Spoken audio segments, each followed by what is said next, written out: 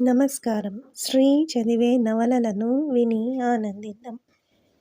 ఇప్పుడు మనం నారాయణరావు నవల 22వ భాగాన్ని విందాం. శారదకు మనస్సేమియో బాధించుచూనే ఉన్నది. మొదటి 3 దినములు భర్త తన్ను బ్రతిమాలినాడు కాని, తరువాత తాను గదిలో ఉన్నదియూ లేనిదియూ గమనించకుండా నిదురించినాడు. అమ్మయ్య, వదిలినాడని సంతోషించింది. పిమ్మట కాలము గడిచి వారములు ప్రవహించిపోయిన కొలది శారదకు మనస్సు పరిపరి విధముల పోయినది. భర్త దేశయాత్రకు పోయినాడు, ఏ దేశముల తిరుగుచున్నడో అని తన తండ్రి ప్రొద్దస్తమానము దిగులు పడుచుండుట వలన ఆమెకు భర్తపై కోపము కలిగినది. కాని ఆటలలో, సంగీతములో, చదువులో భర్త మాటే మర్చిపోవుచుండెను. ఇంతలో అక్టోబరు నెలాఖరున భర్త కొత్తపేట వచ్చినాడనియూ, కాశీ సంతర్పణ తలపెట్టినారనియూ ఉత్తరములు వచ్చినవి. చెన్నపట్టణము నుండి అప్పుడే వచ్చిన జమీందారుగారు భార్యను చూచి, అల్లుడు రాజమందిరము వచ్చినప్పుడు మన ఇంటికి వచ్చినాడా అని ప్రశ్నించెను. రాలేదండి, ఈ ఊరు వచ్చినట్లే మాకు తెలియదండి. ప్రొద్దున మైలులో వచ్చి ఇక్కడ గంగపూజ చేసుకుని బావమరిది గారి ఇంటిలో భోజనములు చేసి స్నేహితులతో కొత్తపేట వెళ్ళినాడట. మన ఇంటికి ఎందుకు రాలేదని అనుకునేది అతని ఇష్టం. 3 నెలలైనది ఇల్లు వదిలి. ఇచ్చటికి వచ్చి కూడా మన ఇంటికి ఒకసారైనా రాకపోవడం ఆశ్చర్యమే. ఎప్పుడూ అలా సంచరించేవాడు కాదే అని సుందరవర్ధనమ్మగారు అనినది. ఒకవేళ కొత్త చేత సిగ్గుపడినాడేమో. అల్లుడు రాకుండుటకు ఏదియో కారణముండి ఉండునని అనుకొనెను. ఏమి కారణమై ఉండును? తన భార్యకు అల్లుడన్న బొత్తిగా ఇష్టము లేదన్న సంగతి గ్రహించాడు. అనేక పర్యాయములామెకు అల్లుని గుణగణములు వర్ణించినాడు. అతనిని గౌరవించనిచో తనను గౌరవించనట్లే అని నొక్కి చెప్పినాడు. ఆమె మాత్రము ప్రసక్తి వచ్చినప్పుడల్లా అల్లుని యందు నిరసనము చూపుచూనే ఉన్నది. ఉదార హృదయుడైన అల్లుడు ఇట్టి క్షుద్రభావములకు చోటిచ్చువాడు కాదు. భార్య గాని ఇతరులు గాని అల్లుడు తన ఇంటికి వచ్చుటకు సిగ్గుపడనంతటి అగౌరవము సలిపియున్నచో అట్టి వారికిని తనకు ఆ నిముషముతో సరి అని అనుకొని భార్యను చూచి, అతని మనసు పరమోత్కృష్టమైనది. అతడు చిన్నవానికి మనస్సు కష్టపెట్టుకోడు. ఇంతవరకు ఈ ఊరు వచ్చినప్పుడు మన ఇంటికి రాకుండా ఉండలేదు. నువ్వెప్పుడైనా అతనికి మనస్సు నొచ్చు కార్యములేమియూ చేయలేదు కదా అనెను జమీందారు. అబ్బే లేదండి. అతని హృదయం మన వాళ్ళలో ఎవరి వల్లనైనా కష్టపడినదంటే వారు నాకు కానివారు. ఈ జన్మలో వాళ్లకు నాకు ఏ సంబంధమూ ఉండదు. అంత విచిత్రంగా మాట్లాడతారేమిటి? అతన్ని అగౌరవపరిచే వాళ్ళెవరండి? వరదకామేశ్వరీదేవి లోన కంపించింది. తానేమియూ పొరపాటున అల్లుని బాధించలేదు కదా. కాశీ సంతర్పణకు జమీందారు గారు భార్యను, సోదరిని, కుమారుని శారదను వెంట తీసుకొని కొత్తపేట వెళ్ళినారు. ఎప్పుడూ రాని వియ్యపురాలు వచ్చినదని కామేశ్వరీదేవి అడుగులకు మడుగులొత్తించిరి వియ్యాలవారు. శారద, నారాయణరావులు పీటలపై కూర్చుండవలసి వచ్చింది. దంపతులిరువురూ గంగాపూజ సలిపినారు. పీటల మీద కూర్చున్న బావగారికి కేశవచంద్రుడు ఖద్దరు వస్త్రములనిచ్చినాడు. కుమార్తెకు తల్లి సూర్యకాంతముచే పసుపు, కుంకుమ, చీరె, రవికయు ఇప్పించెను. హారతినిచ్చిరి. బ్రాహ్మణ సమారాధన జరిగింది. సంభావనలిచ్చిరి. వచ్చిన చుట్టములందరకు గంగ చెంబులియ్యబడినవి. జానకమ్మగారి అక్కగారును బ్రతికి ఉన్నంతవరకు సరిపోయినంత గంగ పట్టుకొని వచ్చినాడు కుమారుడని సంతసించింది. భోజనములైన వెనుక సుబ్బారాయుడు గారి 2వ భవనమగు మేడలో జమీందారుగారు, శ్రీరామమూర్తిగారు, సుబ్బారాయుడు గారు, నారాయణరావు, అతని స్నేహితులు తదితరులు ఇంకను పెద్దలు తాంబూలము వేసుకొనుచు కూర్చుండినారు. ఆలమును, రాజారావును జమీందారుగారు తన అల్లుని యాత్రా విషయమై అడిగినారు. కాశీ సంతర్పణకై బెజవాడ నుండి వచ్చినప్పుడు పరమేశ్వరుడు తన భార్యను కొత్తపేట తీసుకొని వచ్చినాడు. అతడు విశాఖపట్టణంలో కాశీ సంతర్పణమును సంకల్పించినాడు.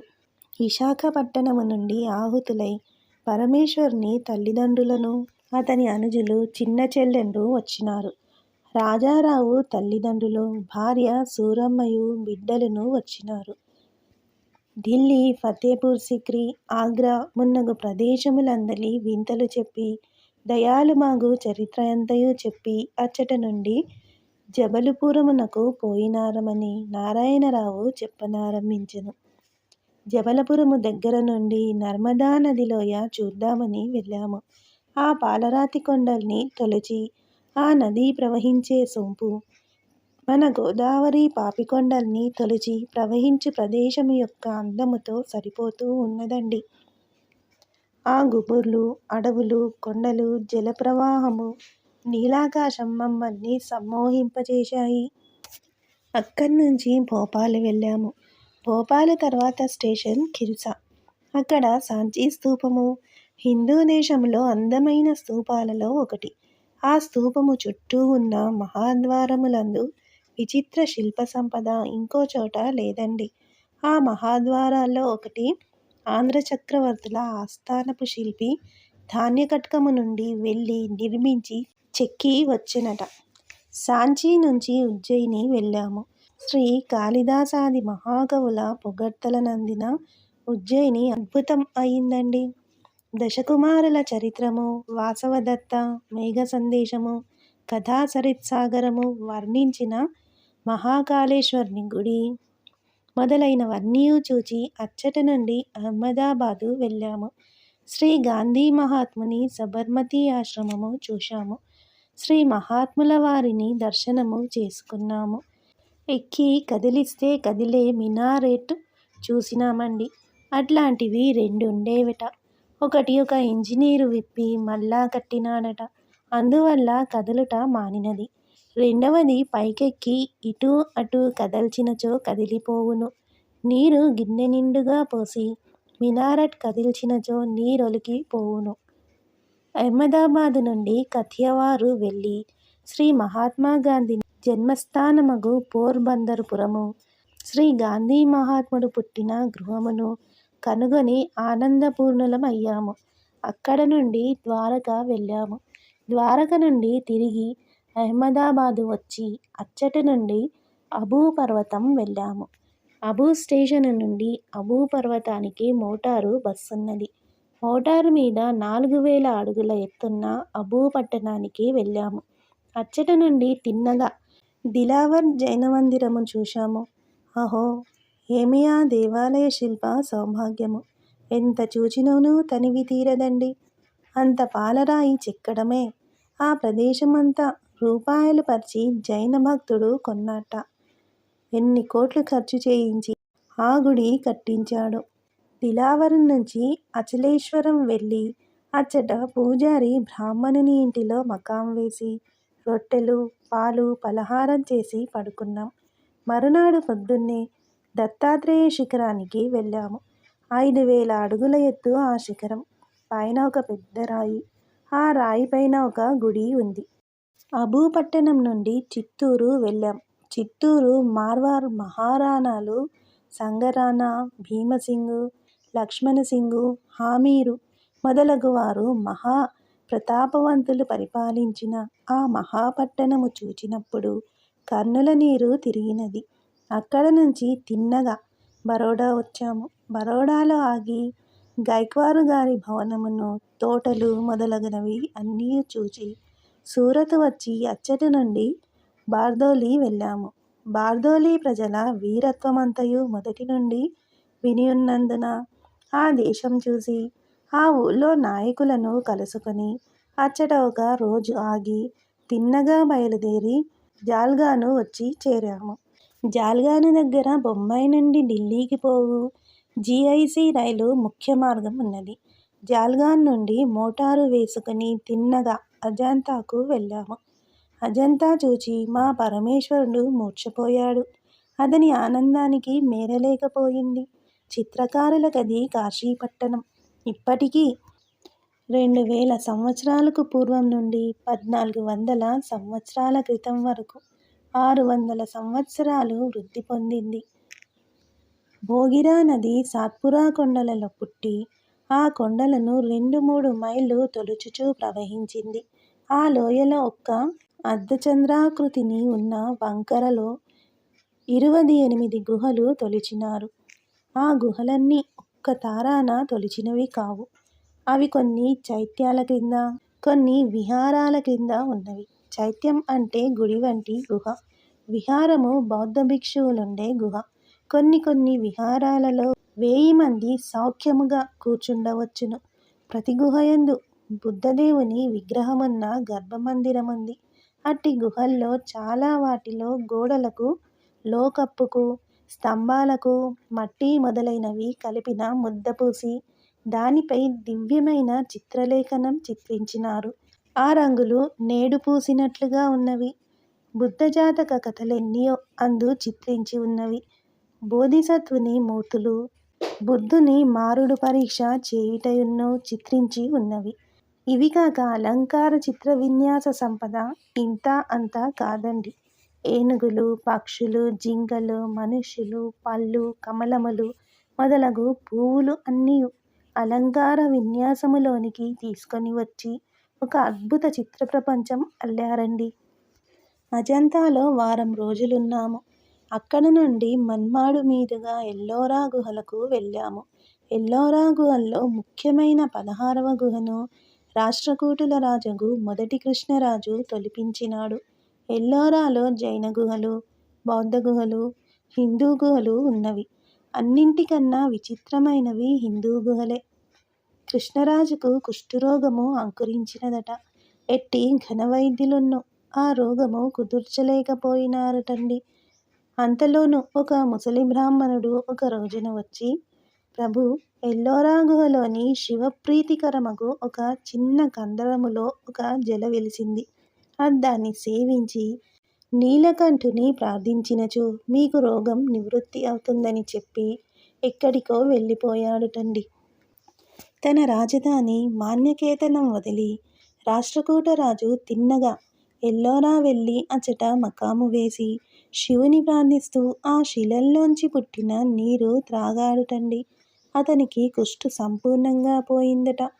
అప్పుడు శ్రీ పరమేశ్వర ప్రీతికరంగా కైలాసమే ఆ కొండలో నిర్మించాలని ఆ ప్రభువునకు నిశ్చయం కలిగి శిల్పులలో పేరు పొందిన ఒక మహానుభావుణ్ణి రప్పించి కైలాసం వంటి దేవలం ఆ కొండలో తొలిపించాలి అని అన్నట్ట. ఆ శిల్పి కైలాసగిరికి ప్రయాణం చేసి 1 ఏడాదిలో తిరిగి వచ్చి అనేక శిల్పులను పోగు చేసుకొని ఆ దేవాలయం నిర్మించాటండి. కొన్ని సంవత్సరాలకి సుమారు 100 అడుగుల పైన ఆ కొండ ప్రక్కగా తొలిచి అందులోనే గుడి, మండపం, గోపురం, 2 ధ్వజస్తంభాలు, 2 ఏనుగులు, యాత్రికుల మందిరాలు, విహార మండపం అన్నీ చెక్కారు. ఒకే రాయి గుడి అంతా. సింహాల మీద, ఏనుగుల మీద, శరభాల మీద గుడి నిలిచియున్నట్లు చెక్కారు. నారాయణరావు తన యాత్రలను గూర్చి చెప్పుచున్న కొలది జమీందారు గారు, సుబ్బారాయుడు గారు మొదలగు చుట్టపక్కముల అత్యంత సంతోషముతో వినుచుండిరి. ఇంతలో గ్రామస్థులను, నారాయణరావు నెలకొల్పిన గ్రంథాలయ కార్యదర్శియు, అధ్యక్షుడును వచ్చి అందరకు నమస్కృతులిడి కూర్చుండిరి. వారు నారాయణరావును, పరమేశ్వరుని తమ యాత్రల గూర్చి ఉపన్యాసములిమ్మని కోరుటకు వచ్చిరి. జమీందారు గారు అల్లుని తప్పక ఒప్పుకొనమని చెప్పినారు. నారాయణరావు వల్లే అనెను. ఒకే రాయి పైనుంచి ఇంకొక శిల తీసుకొని రాలేదు. ఇది సరికదా. ఇక ఆ శిల్పం యొక్క అందం ఇంతని వర్ణించడానికి వీలు లేదండి. అక్కడకు వచ్చిన వారిలో ఒకరు, ఎంత కష్టమండి చెక్కడం. ఆ రాతిలోనే అంతా. ఒకే రాయి లోపల పైన కూడా చెక్కాలంటే ఎంత కష్టం. మా గొప్ప శిల్పం అండి అనినాడు. గుహలన్నీ 30 ఉంటాయి.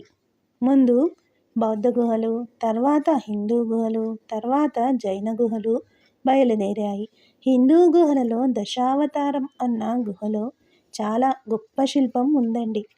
ఆ సాయంకాలం సభలో పరమేశ్వరుడు మాట్లాడినాడు.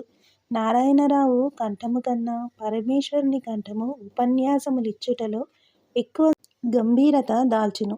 అతడు వేల కొలది జనమును తన వాగ్ధారలో ముంచి ఎత్తుకుని పోగలడు. నారాయణరావు గొంతుక ఉపన్యాసములో మధురముగా ఉండును. ధారాశుద్ధి కలది. ప్రతి విషయము గూర్చి లెక్కలు మున్నగు వివరములు చెప్పుచు శ్రోతల హృదయమును చూరగొనును. పరమేశ్వరుడు లేచి, మానవుని హృదయం విశాలం అవ్వాలంటే దేశాలు తిరగడం ఒక మార్గం. ప్రతి విద్యార్థిని, ప్రతి రైతు కుర్రాన్ని చివరకు ఆంధ్రదేశమైనా పూర్తిగా తిరిగి రమ్మనాలి. ఆంధ్రదేశం మాత్రం తక్కువ ఉందా? ఋషి కుల్యానది కడ నుంచి కంచి వరకు, సముద్రం ఇటు అటు, ముచ్కుందా నది, భీమనది మొదలైనవి ఎల్లలు. మన దేశం ఏలిన వాళ్ళు ఆంధ్రులు. మొదట తనకు చరిత్రలో తెలిసి ఉన్నంత మట్టుకు ఆంధ్రులు ఆఖరి కాన్వాయన చక్రవర్తిని చంపితాము చక్రవర్తులై రాజ్యం చేశారు 600 సంవత్సరాలు. తర్వాత ఇక్ష్వాకులు, సాలంకాయనులు, బృహత్పాలాయనులు, పల్లవులు రాజ్యం చేశారు. విజయవాడలో, వేంగిలో, కాంచీలోనూ, తర్వాత గాంగులు, చాళుక్యులు, కాకతీయులు, రెడ్డులు, వెలమలు, క్షత్రియులు, తెలగాలు, కమ్మవారు, గొల్లలు, కోమట్లు, బ్రాహ్మణులు రాజ్యాలు చేశారు. ఆంధ్ర మహారాజ్యం యొక్క చిహ్నాలలో అమరావతి, జగ్గయ్యపేట, భట్టిప్రోలు, గోతి, ఘంటసాల, నాగార్జునమెట్ట ముఖ్యమైనవి. ఆంధ్ర శిల్పి అత్యంత ప్రాభవము పొందినది. అంత ఉత్తమ శిల్పము నాటికి నేటికి లేదని వక్కానింపవచ్చును. అంతయు పల్నాటి పాలరాతిలో చెక్కారు. ఆంధ్రశిల్పం యొక్క గొప్పంతా చెన్నపురి, లండను, బెర్లిను వస్తు ప్రదర్శనశాలలో ఉన్నది. పల్లవులున్నూ తమ యొక్క చిహ్నాలు కాంచీపురంలో, మహాబలిపురంలో అక్కడక్కడా నిలిపారు. విజయవాడలో వారు నిర్మించినట్టి దేవాలయం కృష్ణ ఒడ్డునే కొండమీద ఉన్నది. అతని ఉపన్యాసం వరదల నాటి గోదావరి నది వలె ప్రవహించుచున్నది. మహాబలిపుర శిల్పంలోని గంభీరత అతి విచిత్రమైనది. అర్జునుని తపస్సు, కోతుల గుంపు, ఏనుగుల శిల్ప విన్యాసం మాధుర్యం వెదజల్లుచుండును. అచట రాతి రథములు ఒకే రాతిలో దొల్చినవి. ఆ గుడులు పరమాద్భుతములు. పంచపాండవుల రథములు, ద్రౌపదీ రథము ఉన్నవి. ఆ పట్టణమంతయు సముద్రమున మునిగిపోవుచున్నది. చాళుక్యుల శిల్పము దేశమంతయు వెదజల్లబడి ఉన్నది. బాదామిలో, కళ్యాణిలో, ద్రాక్షారామములో, రాన్మహేంద్రవరములో, సింహాచలంలో ఇంకా అనేక స్థలముల్లో ఉన్న దేవాలయముల్లో, విగ్రహములలో చాళుక్యుల శిల్ప చమత్కృతి కనబడుతుంది. చాళుక్య దేవాలయములు దాక్షిణాత్య దేవాలయములంత పెద్దవి కావు. కాకతీయ శిల్పకళా ప్రాభవము ఓరుగల్లులో, పాలంపేటలో, అమ్మకొండలో దర్శనమిస్తుంది. కాకతీయులు శ్రీ నటేశ్వరుని నాట్యమహానందము చూపించుకొన్నారు వారి శిల్పములో. విజయనగర సామ్రాజ్యము హంపి, తాడిపత్రి, పెనుగొండ, గుత్తి, మాచెర్ల, లేపాక్షుల్లో చూడగలము. హంపి దృశ్యములు చూచినయే మానవుని గుండెలు తరుగుకొనిపోవు. మన హృదయములు విశాలత నొంది సర్వమానవ ప్రేమ విలాసితాలు కావలెనంటే కళాపూజ కన్నా ఇంకొకటి లేదు. ఇంతమందిలో భద్రాచలము ఎంతమంది వెళ్ళారు? భద్రాచలము వెళ్ళుటే ఒక చక్కని యాత్ర. గోదావరిలో పడవల్లో ఒక వారము రోజులు ప్రయాణము. ముందు ముందు మోటారు లాంచీలు వస్తాయి అనుకోండి. ఆ పాపికొండల్లో పడవ మీద ప్రయాణం చేస్తూ, తిప్పల మీద వండుకుంటూ, పెన్నెల్లో తిప్పల మీద పరవశిస్తూ, పవలిస్తూ, కొండలు, అడవులు, గోదావరి నీలపు లోతులు తన జీవితములోనికి ఆకర్షిస్తూ ప్రయాణము చేయడము ఎంత ఆనందమో ఆలోచించండి.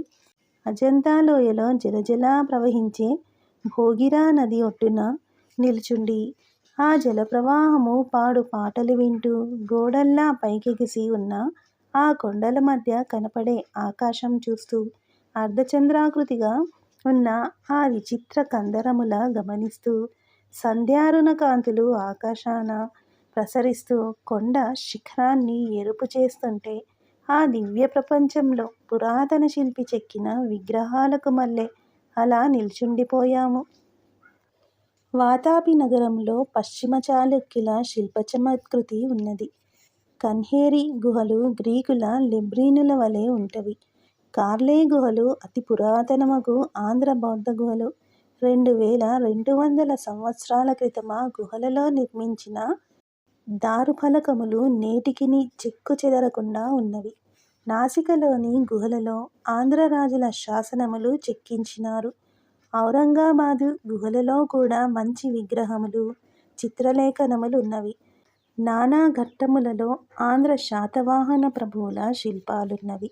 బీజాపురములో బోలు గుంబాజ్ అనేది ప్రపంచములోనున్న పెద్ద గుమ్మటములలో ఒకటి.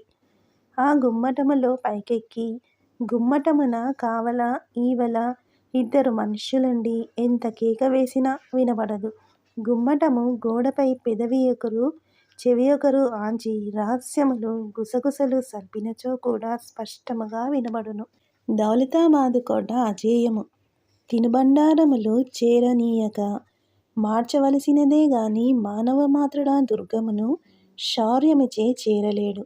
ధాన్యపు రాశి వలె 500 అడుగుల ఎత్తున ఉన్న కొండను వరికుప్ప వలె చెక్కినారు. కొండ చుట్టూ సమతలానికి 100 అడుగుల లోతు కందకం, 100 అడుగుల వెడల్పు ఉంటుంది. సమతలానికి పైన గోడలా చెక్కిన కొండభాగం ఎత్తు 150 అడుగులు. కొండంతా కోట గోడలు, కొండ శిఖరంపై చిన్న కోట, కోట మధ్య రాజభవనం, భవనం శిఖరం మీద ఫిరంగి. త్రయంబకంలో గోదావరి పుట్టింది. కోట్ల కొలది సంవత్సరాల ఈడున్న ఆ కొండ 4000, 5000 అడుగుల ఎత్తు, సమం ఎత్తు వరకు కంకర అడవులు ఆవరించి ఉంటాయి. తక్కిన భాగమంతా నల్లటి రాయి. అట్లాంటి ఒక కొండ 1000-1500 అడుగుల ఎత్తు ఎక్కాము. ఆ పైన ఒక చిన్న గుహ కోనేరును. కోనేటి ప్రక్కన ఒక గోముఖ విగ్రహం ఉన్నది. ఆ గోముఖంలోంచి చుక్క చుక్కల గోదావరి నది పడుతోంది. అసలు అక్కడ అన్నీ కొండలలోంచి ప్రవహించే జలప్రవాహాలే. అవి అన్నీ గోదావరి అన్న పేరుతో ఉన్న చిన్న ఏటిలో కలుస్తాయి. అక్కడ నుండి 25 మైళ్ళ దూరంలో ఉన్న నాసిక వచ్చేటప్పటికి గోదావరి 200 అడుగుల వెడల్పున్న గొప్ప నది అయినది. ప్రతిష్టానంలో 400 అడుగుల వెడల్పు, నిజామాబాదులో 600 అడుగుల వెడల్పు, భద్రాచలము దగ్గర మైలు, రాజమహేంద్రవరము కడ 2 మైళ్ళు, ధవళేశ్వరము కడ 4 మైళ్ళు, డెల్టా ముఖమున 30 మైళ్ళు వెడల్పున్నది. పిమ్మట పండరీపురము, హైదరాబాదు, గోలుకొండ, వరంగల్లు మొదలగు ప్రదేశములు వింతలన్నీయు కనులకు కట్టినట్లు పరమేశ్వరమూర్తి వర్ణించి చెప్పెను. నారాయణరావు వివిధ దేశ ప్రజల ఆచార వ్యవహారములు, వివిధ దేశములలో పంటలు, ప్రజలు కట్టుబొట్టులు, వర్తక సరళి మొదలైన విషయముల గూర్చి ఉపన్యాసమునిచ్చినాడు. ఉత్తర దేశ ప్రజలు సిక్కులు, కాశ్మీర దేశస్థులు, పంజాబీయులు, పఠానులు, సరిహద్దు పరిగణాల వారు చాలా బలమైనవారు, సంయుక్త పరిగణాల వారు, మధ్య పరిగణాల వారు, బిహారీయులు, రాజపుత్రులు, మహారాష్ట్రులు, ఆంధ్రులు 2వ రకం వారు, ఆఖరి రకము వంగము, అరవ, మలయాళముల వారు, కన్నడులు 2వ రకమునకు, ఆఖరి రకమునకు మధ్యనుందురు.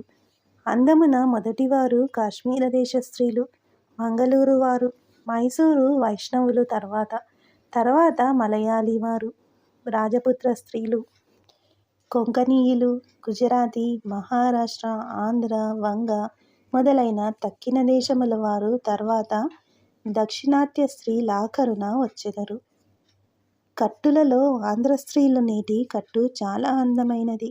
తర్వాత మహారాష్ట్రపు కట్టు, అయ్యంగారి కట్టు తర్వాత కథైనారీలు, రాజపుత్ర స్థాన స్త్రీలు, పరికిణీలు కట్టెదరు. సిక్కులు, కాశ్మీర దేశస్థ వనితామణులు లాగులు తొడుగుకొనెదరు. గుజరాతీ, ఉత్తర హిందుస్థానం, వంగదేశముల లలనలు చిన్న చీరెలు కట్టెదరు. ఒక శాలువ పైన కప్పుకొనెదరు. అందరి కట్టు కన్నా అసహ్యమగు కట్టు ఒరియా దేశ స్త్రీలు కట్టెదరు. శుచిలో మలయాళీలు మొదట, ఆంధ్రులు రెండవవారు, తర్వాత తమిళ బ్రాహ్మణులు, తర్వాత కన్నడులు, తర్వాత మహారాష్ట్రులను వంగదేశపు వారిని చెప్పవలెను. రాజపుత్ర స్థానీయులు పంజాబు, కాశ్మీర దేశస్థులు నాలుగవ వారుగా వచ్చెదరు. ఒరియా దేశపు వారు ఆఖరువారు. మురికి గుడ్డలు ధరించి పసుపు నూనె కారుచుందురు. ఆంధ్రులు కన్నడులు భోజనమైన వెనుక మాత్రం తమలపాకులు ఉపయోగించెదరు. తక్కిన వారందరూ కాలనియమరహితముగా పొగాకుతో ఉపయోగించెదరు. పొగాకు మసాలాల రూపమున వాడుదురు. వంటలలో ఎక్కువ ఖరీదు గల భోజనము గుజరాతీ భోజనము. పంజాబీయులు తరువాత, ఔత్తరాహుల వెనుక వచ్చెదరు. వంగ, మహారాష్ట్ర, ఆంధ్ర, కన్నడ దేశముల వారిని తరువాత చెప్పవలె. అరవ దేశం, మలయాళ దేశం వారు తరువాత, ఒరియా వారాఖరున వచ్చెదరు. పిండి వంటల్లో దక్షిణాది వారు, గుజరాత్ వారు, కన్నడులు మొదట, తర్వాత వంగదేశస్థులు, ఔత్తరాహులు, తర్వాత మలయాళీలు, తెలుగువారు, ఆఖరున ఒడియావారు. వంటకములలో ఆంధ్రులు ప్రథములు. ఆచారము తెలుగువారికెక్కువ. స్నానము చేయవలె. ఆ రోజున ఆరవేసిన బట్ట ఉండవలెను. ఒకసారి మైలపడిన మరల స్నానము చేయవలెను. మరల ఆరవేసిన బట్ట కట్టవలెను. విడిచిన వస్త్రము మైలపడును. తక్కిన అన్ని దేశముల్లో నిన్న ఆరవేసిన బట్ట నేడు పనికి వచ్చును. ఒకసారి స్నానము చేసి మడిబట్ట కట్టుకున్న ఎడల మరల మైలపడుట ఉండదు. దాక్షిణాత్యులకు, మలయాళులకు, ఆంధ్రులకు, కన్నడులకు, ఔత్తరాహులకు దృష్టిదోషమున్నది. మహారాష్ట్ర, గుర్జర, కాశ్మీర దేశస్థులకు పంక్తిదోషము మాత్రమే. ఆంధ్రులు, దాక్షిణాత్య, మలయాళ, మహారాష్ట్ర, కన్నడ, ఔత్తరాహ, గుర్జర బ్రాహ్మణులు మాంసాదులు తినరు. వంగ, ఓడ, కాశ్మీర, సారస్వత బ్రాహ్మణులు మత్స్యములు భక్షించెదరు. మాంసమును ఒక్కొక్కప్పుడు భక్షింతురు. ఆయా విశేషములు ఉపన్యసించుట పూర్తియగుట తోడనే అధ్యక్షులు నారాయణరావు, పరమేశ్వరమూర్తి మొదలగువారు దేశయాత్రలకు పోయి జ్ఞానము సంపార్జించి ప్రజలకు తెలియచెప్పుట అతి ఉత్కృష్టమగు కార్యమని వచించి సభ ముగించెను. అందరికీ కృతజ్ఞతాపూర్వక నమస్కృతులు కార్యదర్శి సమర్పించినాడు. రాజేశ్వరరావు సుబ్బయ్య శాస్త్రి గారి భార్యతో ఇచ్చటకేని పోయెనని వార్తయు, అమలాపురములో రాజారావు భార్యకు చాలా జబ్బుగా ఉన్నదని వార్తయు రెండు ఒకేసారి నారాయణరావుకు కొత్తపేట చేరినవి. స్నేహితులందరూ వెడలిపోయిరి. చుట్టములందరూ వెడలిపోయిరి.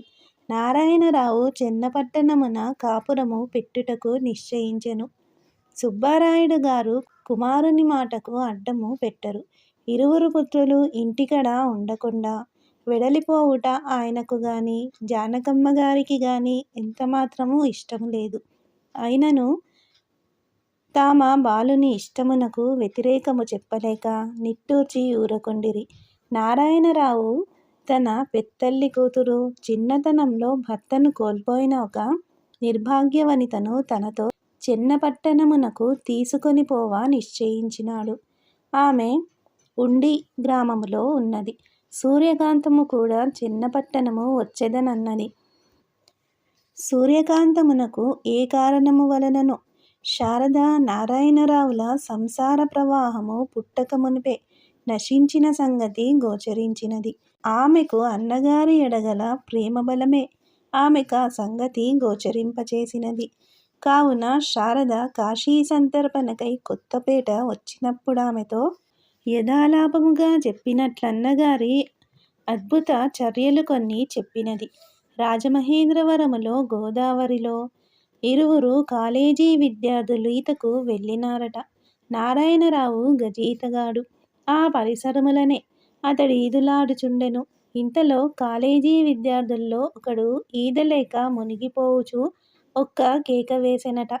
నారాయణరావు ఆ కేక విని రెండు బారులలో అచ్చటకు ఈదుకొని పోయి మునిగి ఆ బాలుని పట్టి పైకి తేల్చి నిముషంలో ఒడ్డునకు తెచ్చి చేర్చెనట. ఆ బాలుని పొట్ట నొక్కి నీరు సడల్చి ఊపిరి ఆడినట్లు వైద్యము సల్పి చలిమంట వేయించి ఆ బాలుని ఎత్తుకొని 2 నిమిషములలో ఇన్నీసుపేటలో వైద్యము చేయు ఒక వైద్యుని ఇంటికి గొని వచ్చెనట. ఆ బాలుడు బ్రతికినాడు.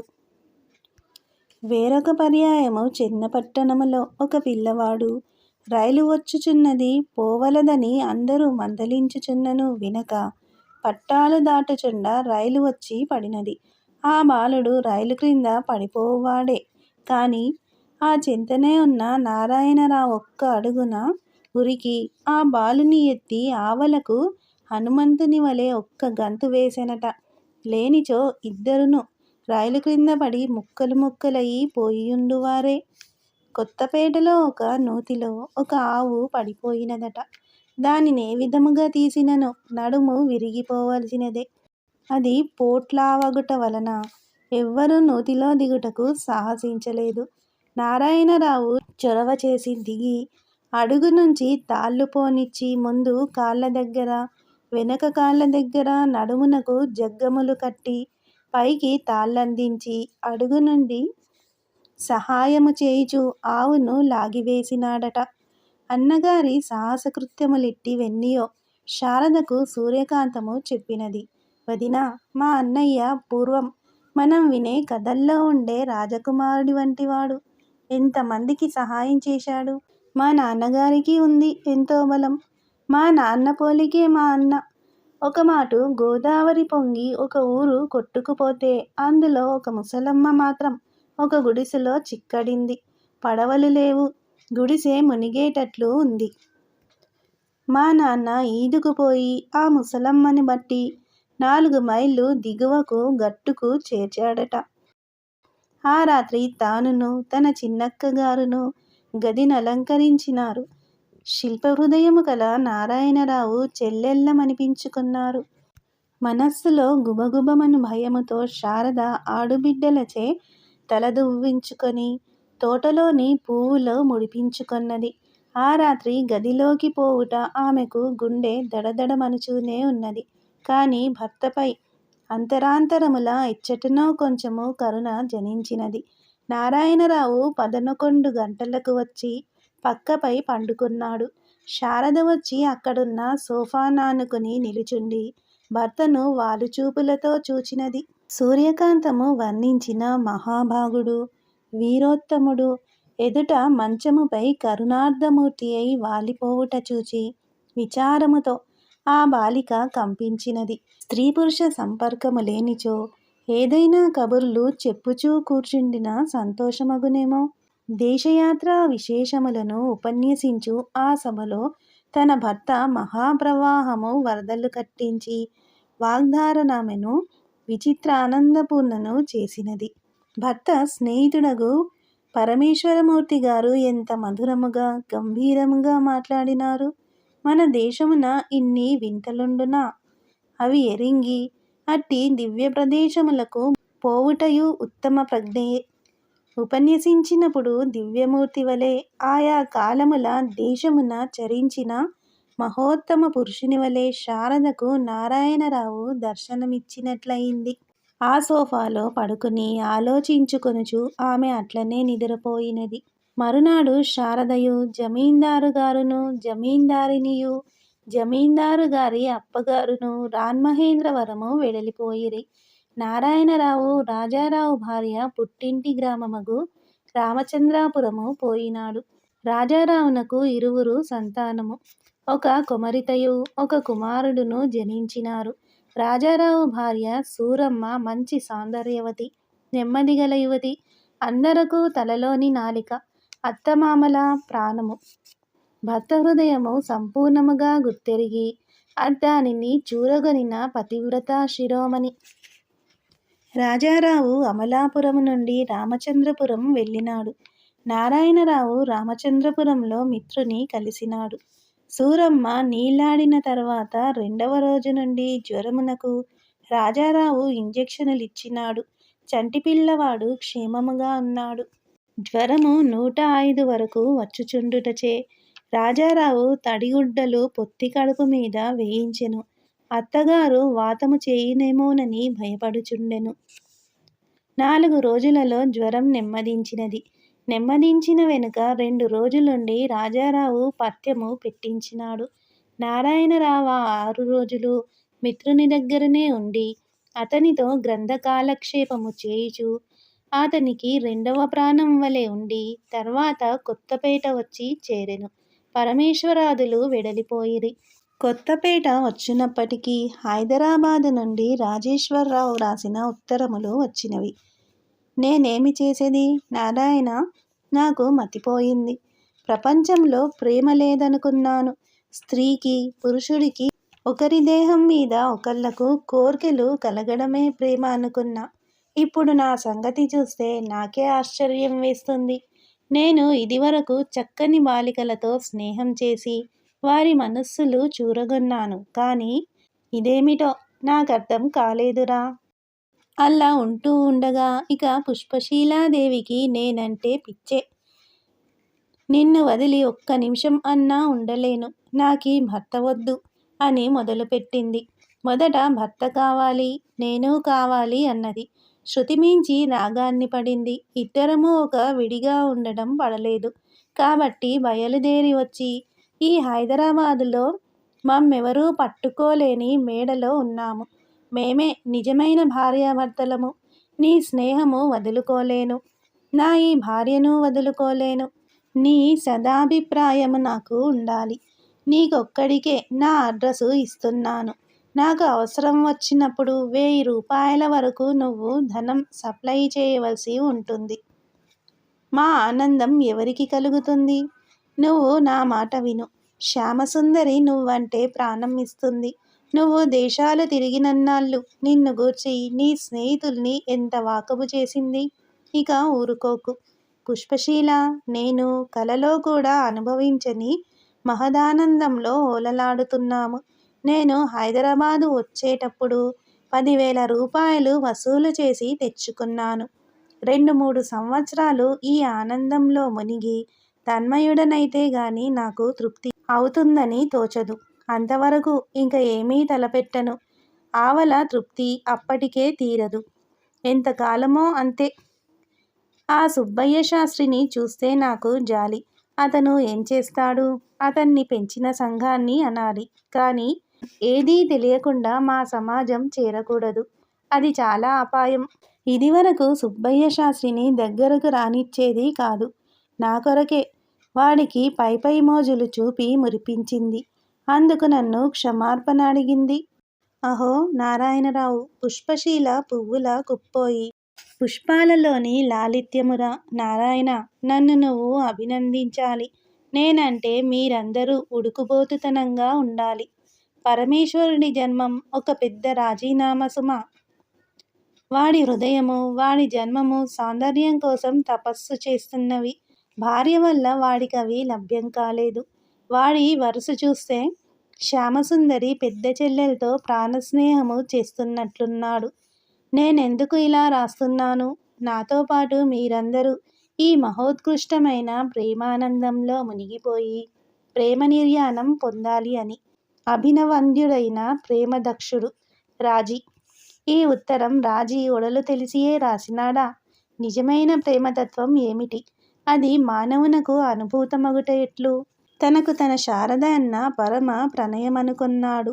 ఆమె తన ఉపాస్య దేవత అనుకున్నాడు. కానీ నక్కకు ద్రాక్ష పండ్ల వలె ఆమె తనకైనది.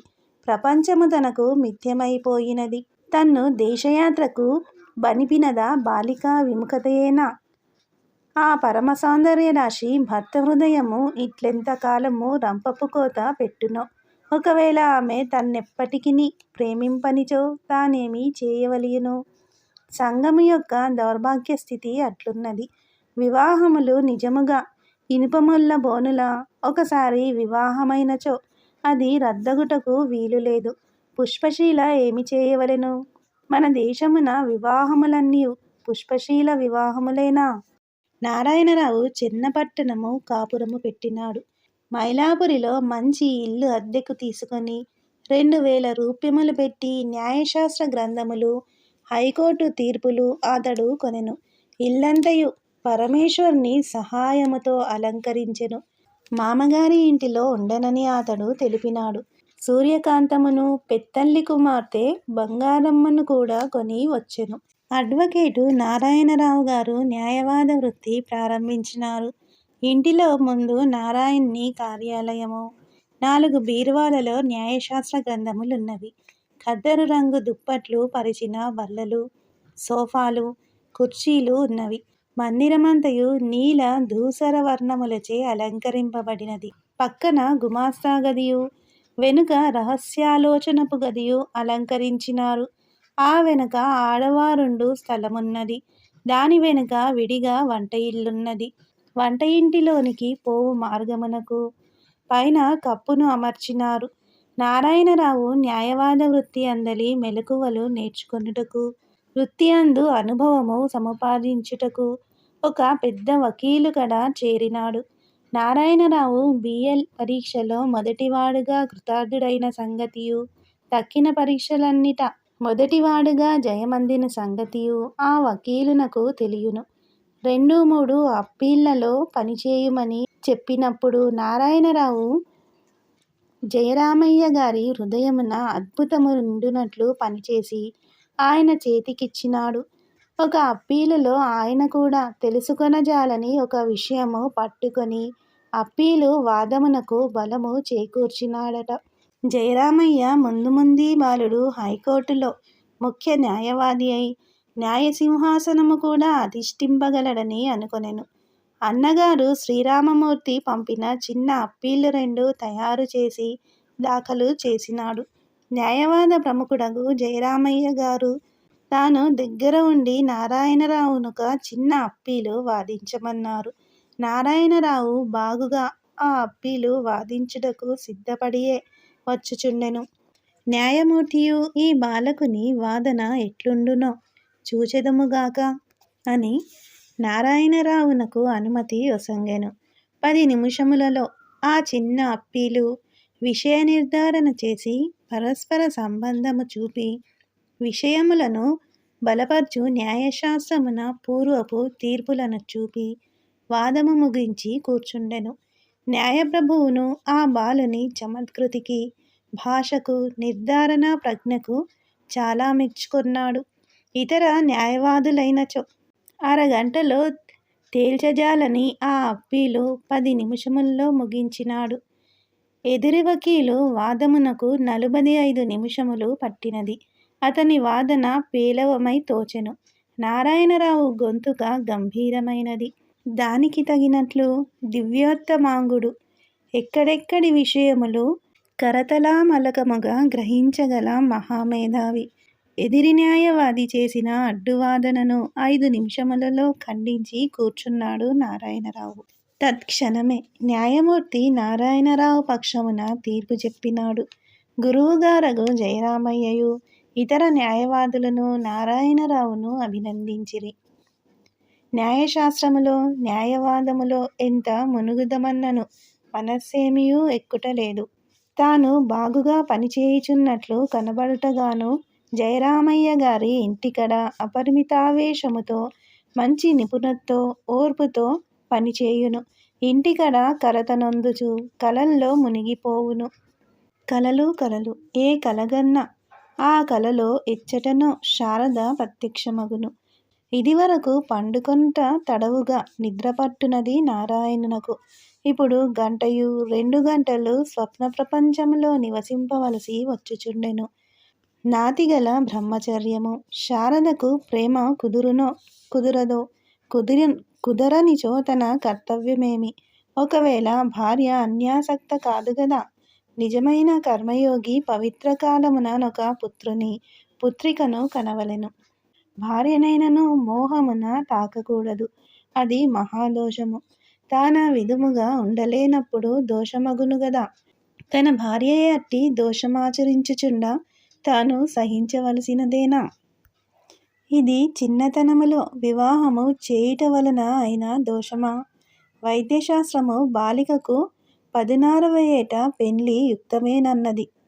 కొందరిక ఈడున హృదయము వికసింపక పోవచ్చును. ఇంతకు భార్య పరపురుషుని ఆశించినచో తన కర్తవ్యమేమి? తన హృదయాంతరమున ఆమె ఇట్లాశించుట దోషమనియే తోచుచున్నది. ఇతరులు దోషమాచరించుచుండ వారి నా మార్గము నుండి త్రిప్పగలవారు ఉపేక్షింపరాదు. ఒకరి మోక్షమునకొకరు కారణమగుట కలదేని ఒక్క గురువునకు మాత్రమే అట్టి పని శక్యమగును. తాను శారదకు గురువా? ధర్మశాస్త్రము భర్తకు గురుస్థానము చెప్పినది నిజమే. తన భార్య ఎడల తనకట్టి అర్హత కలదా? తెలిసి తెలియని ధర్మ విచారం ఒక ప్రక్క, భార్యపై తనకున్న పూర్ణకాంక్ష ఒక ప్రక్క. నాతో కాపురం చేయడం ఆమెకు కష్టం, కంటకం, దుర్భరం. ఆమె నా ఇంటిలో నుండా నా ప్రేమ విజృంభించి పోతూ ఉంటే నా మనస్సులో యుద్ధం చేస్తూ ఆ బాలికను ముట్టకుండా అసిధారా వ్రతం చేయడం మరీ కష్టం. ఏది ఎట్లయినను శారద తన ఇంటికి రాకుండుట ఉత్తమము. అట్లయినచో ఆ బాలికను రక్షింపవలసిన తన కర్తవ్యము నెరవేర్చుకొనుట ఎట్లు? తనతో కాపురమే చేయుచుండ క్రమముగా భార్యకు తానన్న ప్రేమ కలుగదా? వనిత ఒక పురుషుని గాని పురుషుడొక వనితను గాని ఒకసారి ప్రేమించినచో జన్మాంతమయ్యది అట్లుండవలసినదే కదా.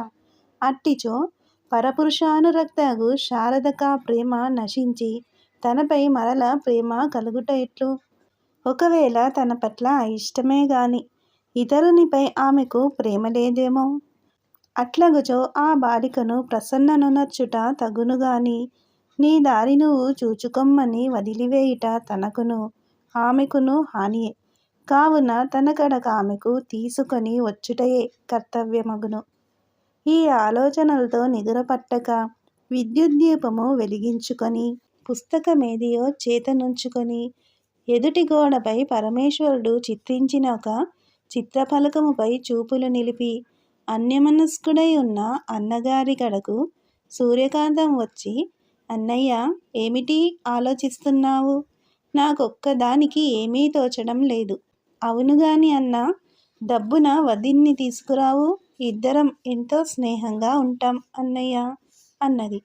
ఆ ముద్దరాలి పలుకు శృతిగా గ్రహించి నారాయణరావు చెల్లెలిని దగ్గరకు తీసుకొని ఆమె కన్నుల కనుంగని, సూర్యుడు నీ కడుపంతా ప్రేమమ్మా తల్లి, రామచంద్రరావు అదృష్టవంతుడు అనెను. సూర్యకాంతం నవ్వుకొనుచు ప్రక్కగా నిలుచున్నది. ఇంతలో ఆమె నగుమోమునందు విచారమేఘములు ఆవరించినవి. కళ్ళనీరు తిరిగినది.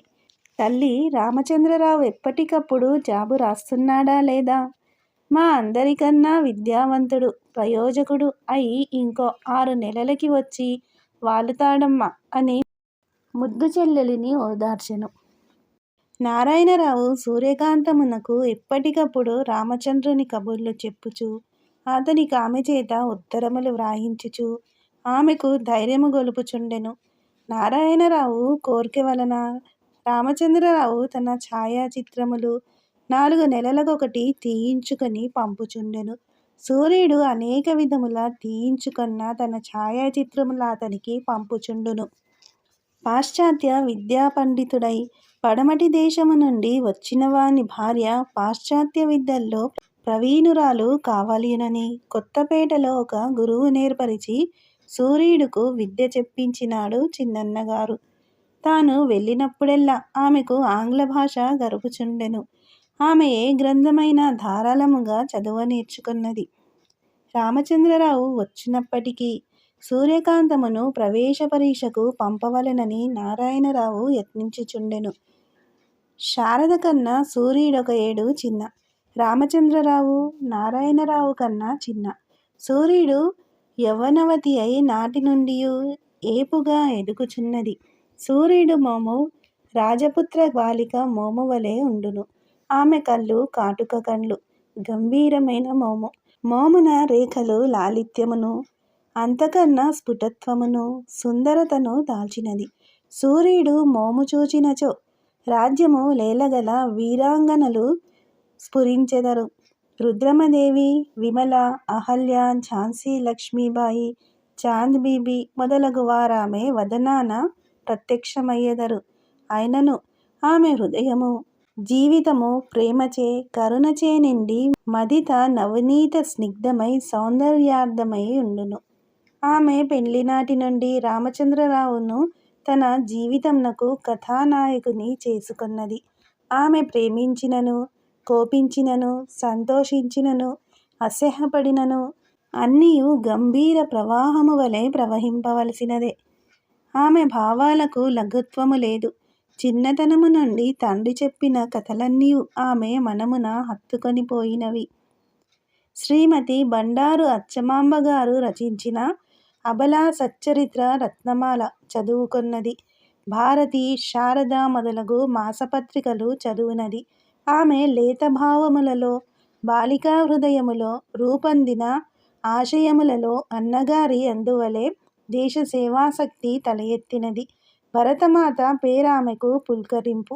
ప్రతి సభకు తల్లిదండ్రుల అనుమతిని తల్లి తోడనో అక్కగారి తోడనో చనునది. ఇంటి దగ్గర చేయనవసరము లేకున్నను పై పనులన్నింటినీ నిముషమున చేయుచు పుస్తకములు చదువుకొనుట ఆమెకిష్టము. కష్టపడి వీణ వాయించుట నేర్చుకున్నది. దానియందు తగుమాత్రము కౌశల్యమేర్పడినది. అయినను పట్టుదలతో నేర్చుకొన్నది.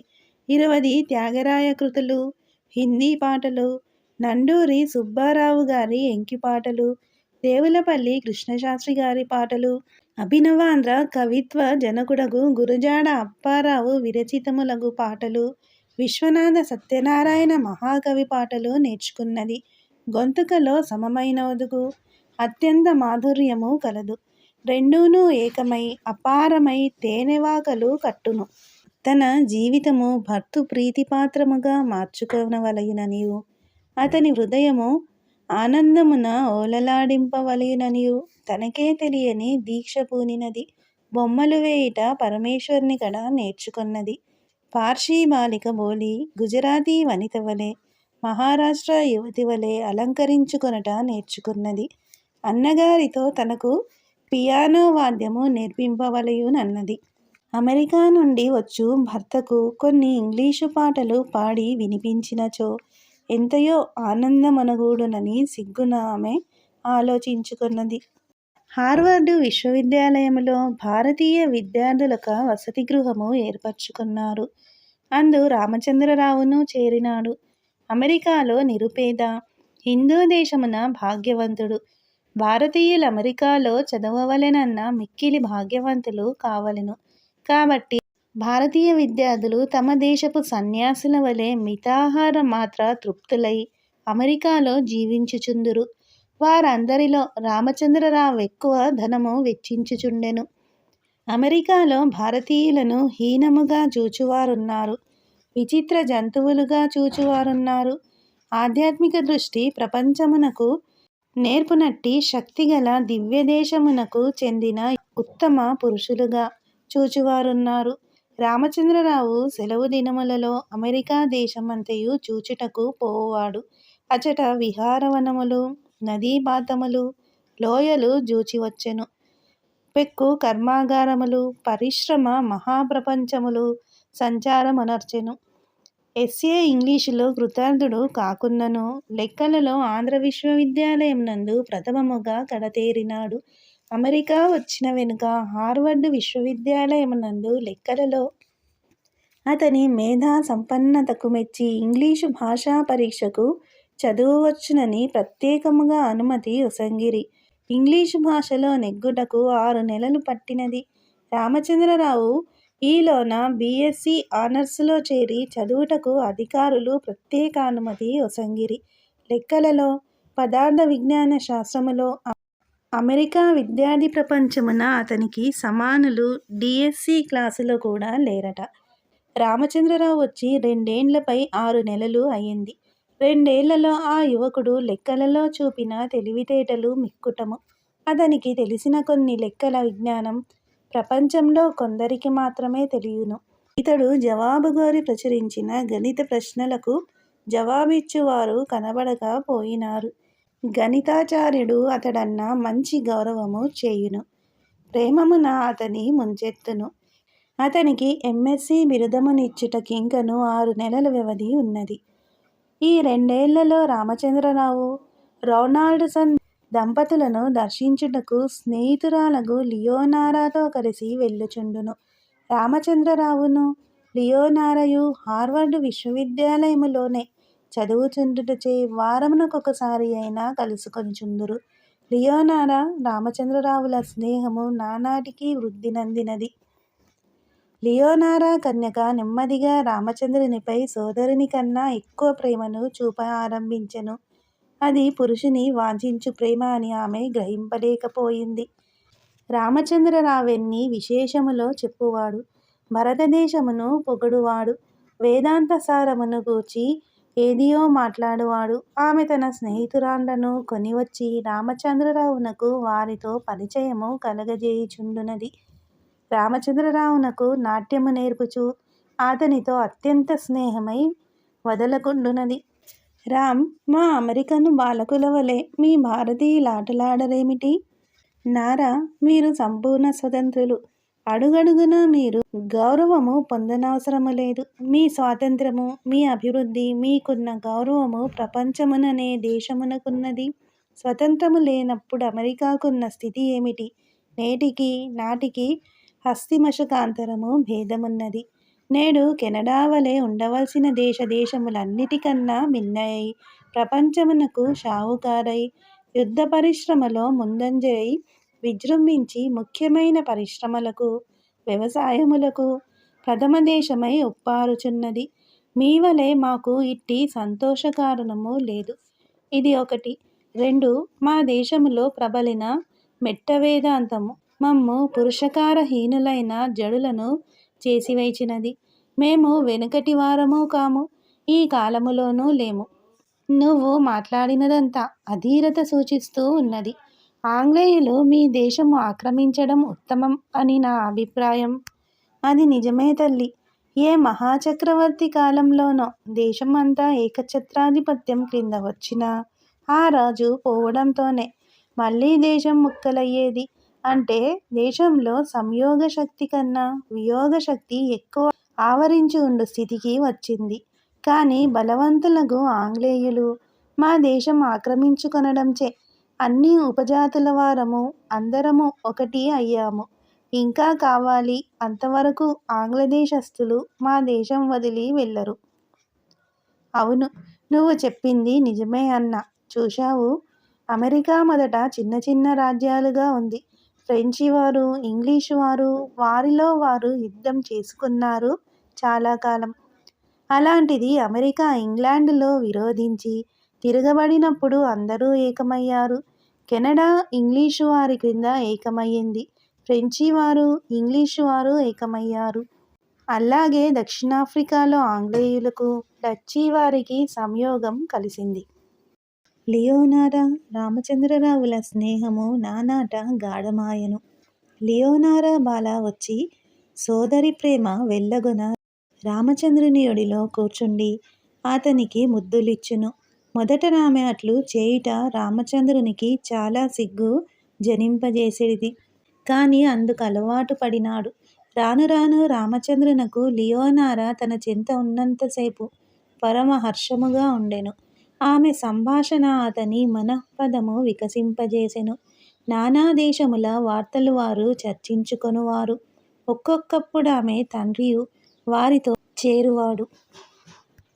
రామచంద్రరావు అమెరికా వచ్చిన కొన్ని నెలల వరకు లియోనారాకు గాని ఆమె తల్లిదండ్రులకు గాని తనకు వివాహమైనదని చెప్పుటకు సందేహించుచుండెను.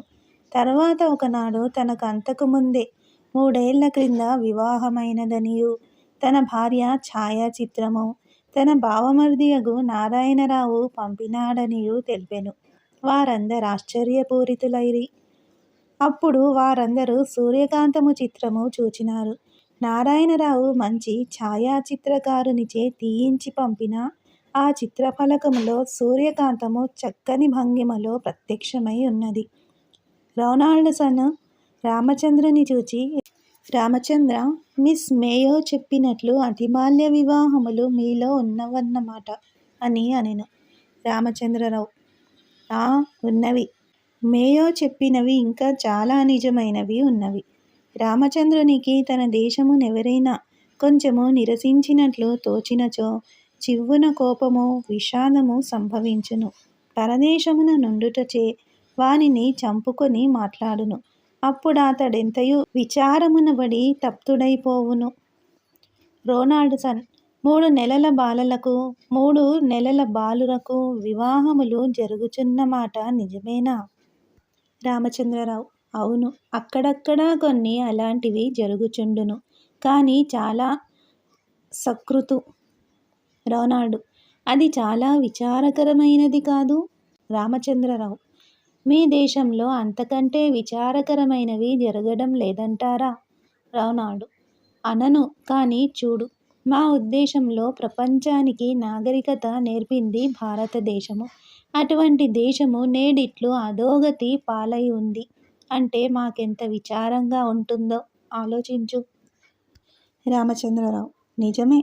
హీనస్థితిలో మానవుడికి అన్ని దుర్బుద్ధులు పుడుతూ ఉంటాయి. కానీ ఈనాటికి మా వివాహములు మంచివా, మీ వివాహములు మంచివా అన్న సంగతి నిర్ధారణ కాలేదు. జడ్జి లిండ్సే గారు వ్రాసిన వ్రాతల్ని చూశారు గదా? రోనాల్డ్: అతడు మేయో వంటివాడే. రామచంద్రరావు: గాంధీ మహాత్ముడు చెప్పినట్లు ఇద్దరు పాయఖానా పనిచేసినారు అనుకోండి, అది అవసరమే గాని లిండ్సే వ్రాతయంతయు యథార్థ కథనమైనది. అతడు తేల్చిన పర్యవసానం మాత్రం తప్పు అయి ఉండవచ్చును. మేయో వ్రాసిన వ్రాతలు 1-2 అంశాలు తప్ప తక్కినవన్నీ శుద్ధ అసత్యాలు, నీచమైన భావాలతో కూడి ఉన్న ఆ చెడు వ్రాత మా దేశానికి విరోధులు వ్రాయించారు ఆమె చేత. లియోనారా ఈ సంభాషణ ఏమియూ వినుటలేదు. ఆమె రామచంద్రుని చుట్టూ కల్పించుకున్న కథ కొంతవరకు కూలినది. ఎందుకు తానిట్లు మనస్సున కుంగిపోవుచున్నదో ఆమెకు తెలియదు. ఈ హైందవ యువకునకు తనకు సంబంధమేమి? దేశము కాని దేశము విద్యకై వచ్చినాడు. తాను తన కుటుంబము ఆ బాలుని చేరదీసినారు. సద్గుణములు కలవాడు, ఉత్తర భారతీయ కుటుంబమునకు చెందినవాడు అని కాదా? అప్పుడా బాలికకు తానీ బ్రాహ్మణ బాలుని ప్రేమించుచున్నానా అని లీలగా అనుమానము కలిగినది. లోన అణిగియున్న రహస్య భావములన్నయూ పైకి తేలి ఆమె మనోనేత్రములకు గోచరించినవి. ఈ యువకునకు వివాహము కాకయుండినచో తానతడిని వివాహమాడి అతనితో భారతదేశమునకు పోయి ఆ దేశమునకు ప్రేమనిధానపు కోడలై ఆ దివ్యభూమిలో పెరుగుచూ ఆ మాత పరమ పవిత్ర రహస్యాలలో భాగము పంచుకొన గోరినది. ఆ బాలికయు ఆ దేశమున సౌందర్యవతియే, పరిపూర్ణ యవ్వన పరిమళార్ధ మధురగాత్రి. ఏది ఎట్లున్నను రామచంద్రరావు తనవాడు. ఆ బాలకుని ప్రేమ ఎట్లుండునో? భారతీయుల ప్రేమ ఉద్వేగమైనదట. అతి విచిత్రమైనదని స్నేహితురాండ్రనుకొను మాటలు అర్థము తెలియలేదు. తన చుట్టూ జుమ్మని తేనెటీగల రీతి తిరుగు అమెరికా యువకులందరొక విధముగానే కనిపింతురు. రామచంద్రుడు తన ఎడ సంచరించు విధమే వేరు. వారందరూ తనతో ఆటపాటలను గూర్చి ఎక్కువగనూ, శాస్త్రములను గూర్చి తక్కువగనూ ప్రసంగింతురు. వారు పరదోషాన్వేషణ పరులు. కవిత్వ చిత్రలేఖనములను గూర్చి వారు మాటలాడునప్పుడు పేలవముగా ఉండును. రామచంద్రుడు మాటలాడినప్పుడెంత సాధారణ విషయమైనను ఏదో అద్భుతమగు లోతులు కలిగియుండును. ఏదో విచిత్రపు దృక్పథము అతడు చూపును. ఇది అంతయు ఆ బాలకునిపై తనకు గల ప్రేమ ప్రభావమా, లేక భారతీయులలో అది సహజమా? తన శీలము చెడకుండా ఈ బాలుని వలచి వలపించి ప్రేమ ప్రవాహ రహస్యములు గ్రహించవలయునని లియోనారా తలెంచెను. రామచంద్రుని ముఖము దీక్షగా గమనించుచు అట్లనే ఆలోచన నిమగ్నమగుచుండును. రోనాల్డ్ సతి: రామచంద్ర, మా దేశస్థులు హిందూ దేశం అంటే పులకరింపులు పొందుతారు. ఇంగ్లీషు వారి చేతుల్లోంచి మీరు తప్పించుకు వెళ్ళకూడదు అని అనుకుంటారు. కొందరికి హిందూ దేశం పాడైపోతుందని భయం, కొందరికి ఇంగ్లీషు వారికి నష్టం వస్తుందని భయం. చాలామంది అమెరికన్లకు హిందూ దేశపు స్వతంత్రత సముపార్జించుకోవాలనిను, ఇప్పుడు గాంధీ మహాత్ముడు మొదలెడిన ఉద్యమం క్రైస్తవ ధర్మయుతమైననిను ఆంగ్ల హృదయమును జూరగొని వారిని తమ చర్యలు తప్పని తోచింపచేసి ఆంగ్ల సామ్రాజ్యములోనో వెలుపలనో వారితో స్నేహముగా ఉండడం ఉత్తమమని అనుకుంటున్నారు. గాంధీగారి బోధలే ఈ మార్పుకు కారణం. రొనాల్డ్సన్: ప్రియా, ఎంత చక్కగా విపులపర్చి చెప్పినావు. మా అందరి ఉద్దేశం అదే. రామచందర్: గాంధీగారి మార్గమే ఉత్తమమైనది.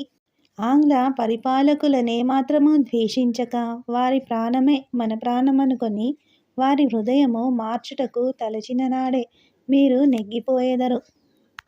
శ్రీ ఛానల్ ఆడియో నవలను వింటున్నందుకు ధన్యవాదములు.